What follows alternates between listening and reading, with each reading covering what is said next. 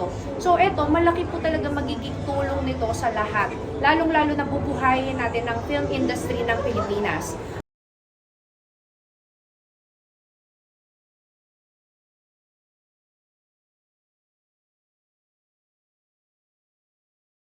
Kung ano na to, platform na to. Actually, di ba, nasasanay na po kayo sa amin na ang nilalaunch po namin ay mga artists namin, mga talents, di ba? And next is yung pag-produce namin ng mga films into cinemas and also doon sa ibang mga platform.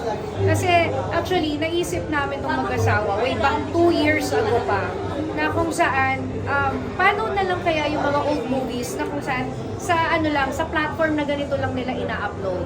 Na alam naman na natin na hindi na ganun kalaki yung kita. Kasi way back before, kaya ka nag-upload sa channel na ganito dahil para may memories kang babalikan. Pero ngayon, bakit ka nag-upload? Kahit sino nag-upload dun, di ba? Number one thing is para mag-monetize and para kumita ng pera. So, lahat naman tayo, kaya tayo gumagawa ng contents para saan? Para kumita ng pera. Hindi lang naman natin ina-upload yan sa mga social media platforms para lang i-post lang yan or ipakita lang yan sa mga tao.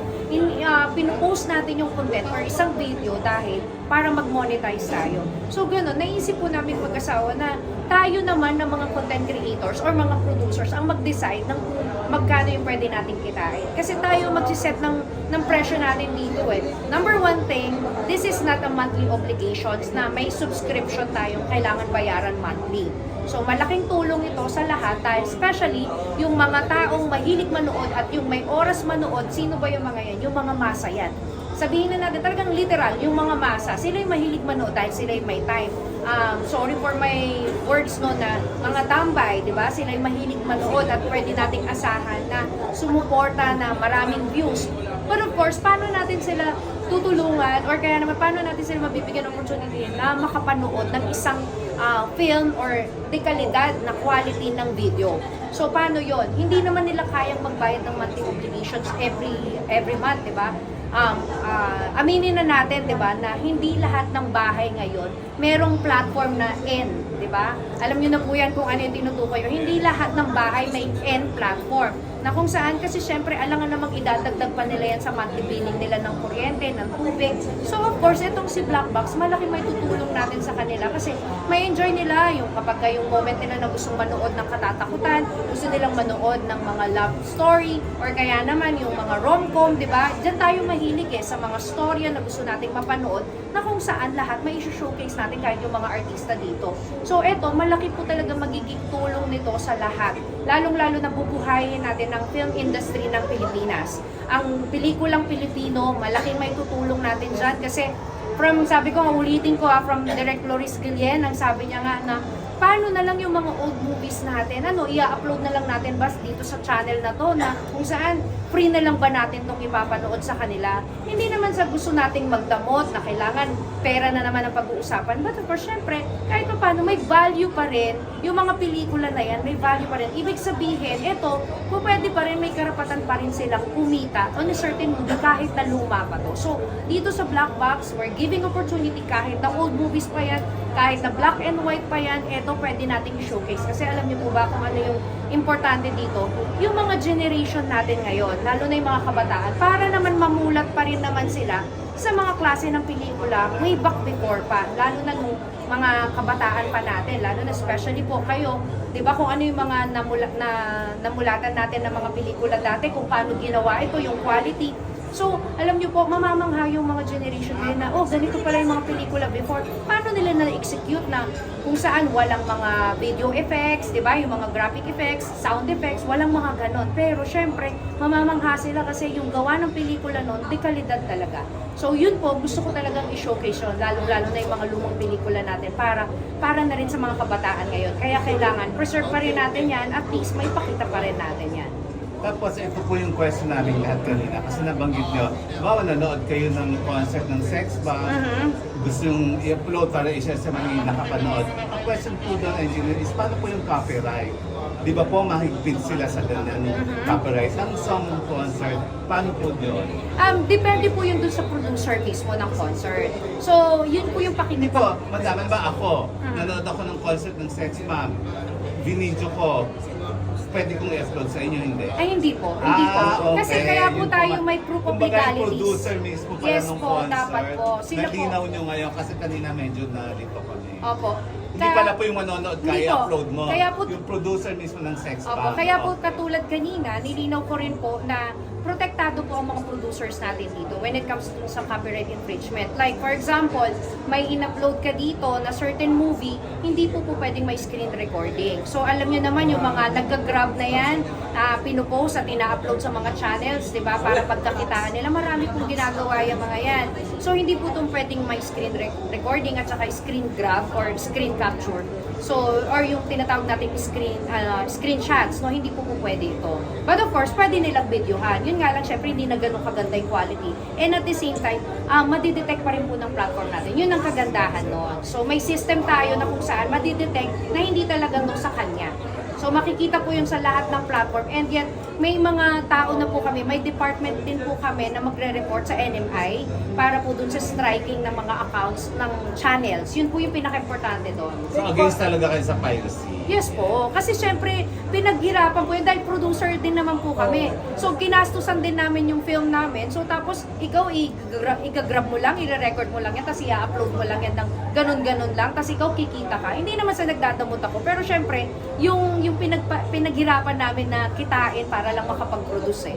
Meron ba ba yung quality threshold na hindi pumasa yung quality ng pagkaka-film? May ganun ba? Actually po, sinabi ko nga rin po kanina, di ba, na you can upload old movies. Like kahit yung black and white. So, kahit po yung quality po niyan sobrang baba, pwede pa rin po natin ma-upload dito. Kasi as much as possible, gusto ko po kasing i-preserve yung quality ng pelikula before. Pero kuha sa phone, pwede?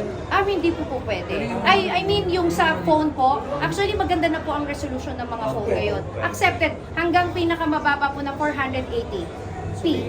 So, pixelated na po yun, ah. Miss Grace, kasi di ba hindi naman lahat is filmmaking. Ibig sabihin, kukuha muna sila ng permission sa inyo na for uploading or basta-basta na lang sila mag-upload. Ganito kasi po. Di ba po, may mga gawa-gawa lang, gusto lang treat lang. Yes po. Siyempre po kasi, titingnan din po natin yung quality ng contents. The more important is the story kasi kaya ito papanoodin ng mga tao, kaya nila babayaran to dahil sa storya. Hindi po dun sa kung ano yung binidyohan natin, sa storya po.